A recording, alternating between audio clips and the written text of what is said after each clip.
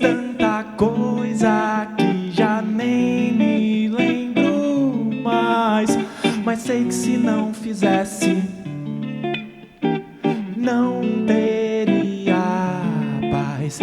Queria ver com meus olhos, sentir o calor de outras peles, voar por aromas impróprios e por desamores inertes, compor tristes melodias num mundo sem alma e sentido. Errar,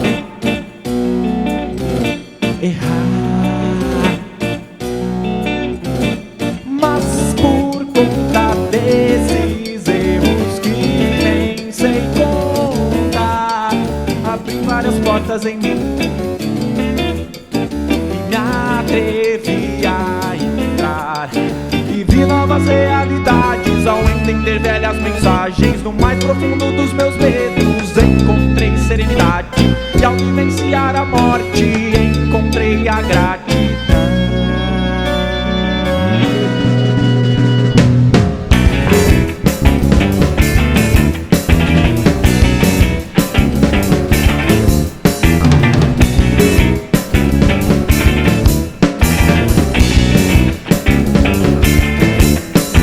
Já fiz tanta coisa que já nem me lembro mais, mas sei que se não fizesse, eu não teria paz.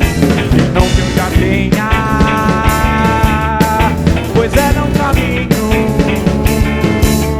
E não que eu não tenha, pois sigo sorrindo,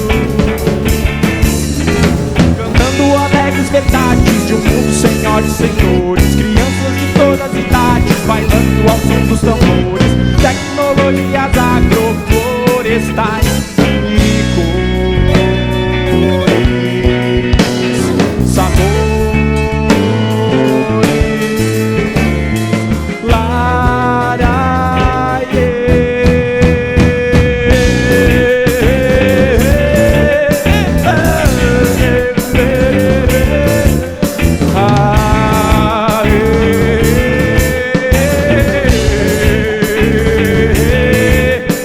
cantando alegres verdades de um mundo sem ódio e senhores, crianças de todas as idades bailando ao som dos tambores, tecnologias agroflorestais e flores,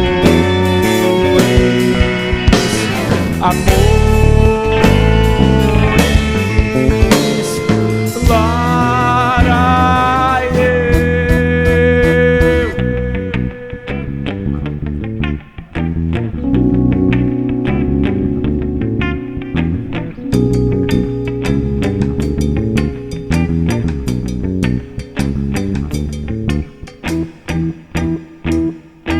eu.